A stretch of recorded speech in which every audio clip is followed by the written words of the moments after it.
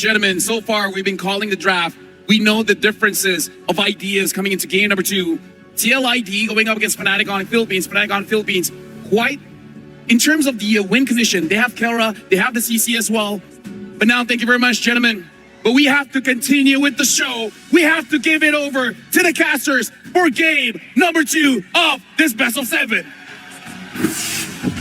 Thank you very much, panel, for breaking down game 2 draft here. Once again, 14 minutes on the clock in game 1. Can TLID bring the series even, 1-1 in this best of 7? Gideon, how do you feel about the lineup? I think it's going to be a little bit hard, right? Lane-to-lane matchups obviously leaning towards gold, but hopefully they can get enough of a lead on Aaron Cheeky and hold it until about mid-game where he can pop off. Otherwise, for Nop, that is, I mean... Yeah.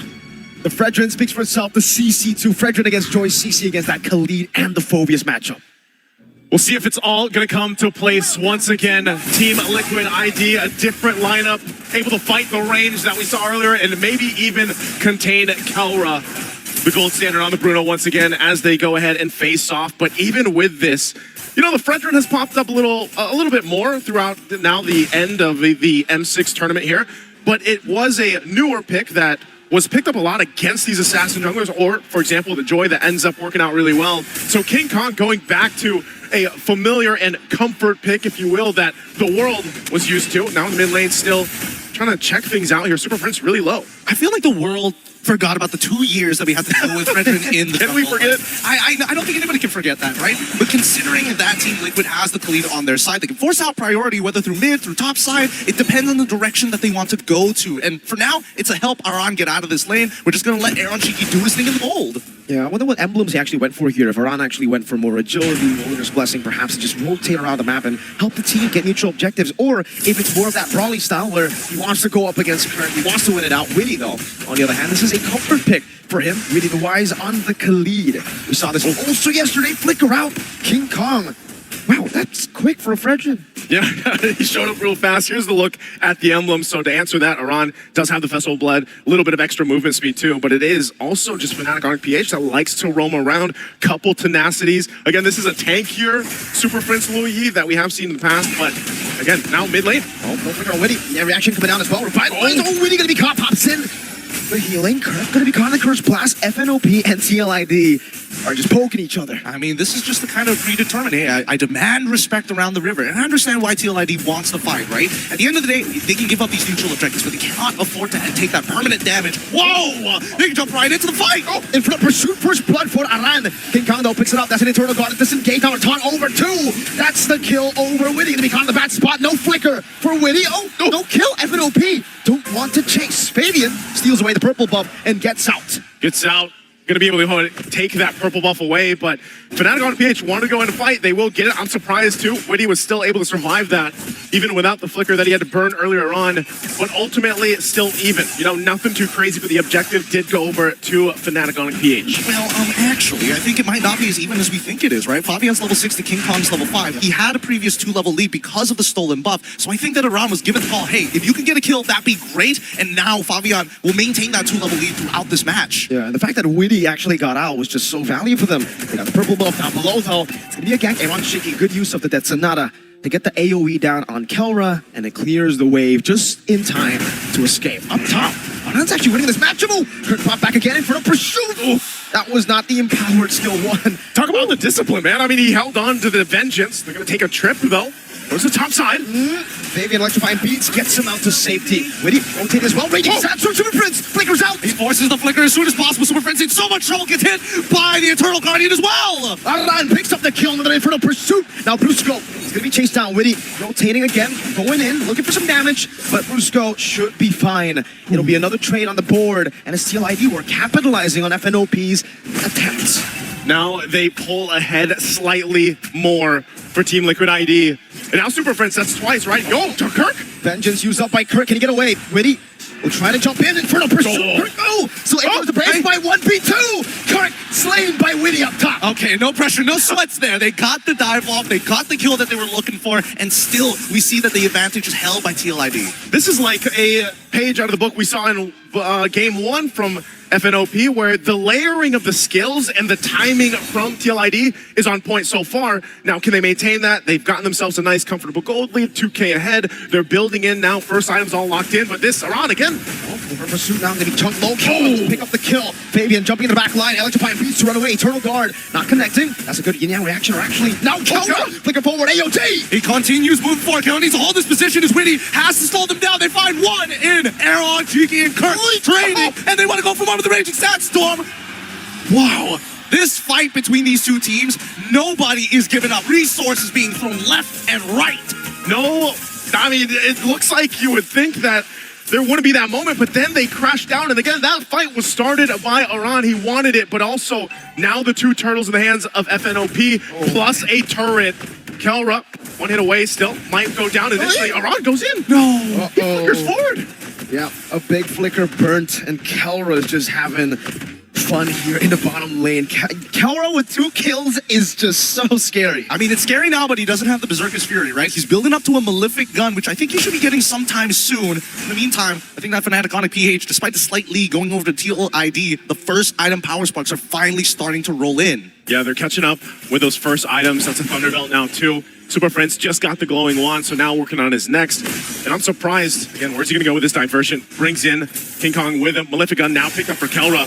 They're gonna get spotted out, but Fabian might be in trouble. Okay, Fabian is giving retreat, going in. Super Prince flickering back into King Kong. Now it's gonna talk over. Fabian locked down. Brusco picking up that kill. Aran looking for the play. Raging Sandstorm with the flicker. Oh, he connects it now. The revitalized Kelra alive. Witty, he's gonna get melted still. King Kong holds the line. Kelra again. Jumping in. Kurt with a follow-up. Kelra gets his skill down. It's a wipeout. What? Just like that, 6 minutes, 36 seconds into the game, they achieve a wipeout against Team Liquid ID. That's what we call a pinch. That is a pinch and more, and they're gonna get more off of it. Again, you already see the lightning come out, and it looks like they want to play that way even in Game 2. And Team Liquid ID, after that shocking wipeout, will have to readjust the game plan moving forward. Last turtle spawning up. Kirk just holding his own. He knows. He knows. He's a little too strong right now. I don't know how else I could say this, right? Just the war axle. Oh, where's it? Where's it going? To the top side. Doesn't spot him out. I'm pretty sure they saw the river crab get taken there. You're gonna set him up, Witty. He spots him out. Oh. Puts him away. Now it's Brusco with the taunt as well. King Kong there. You get reaction.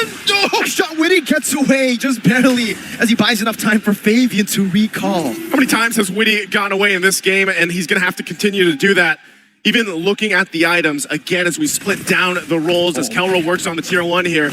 Witty's only got a Thunderbelt himself. You can see Starlium Scythe now too for Fabian, still working on his next, and Aran, Thunderbelt too.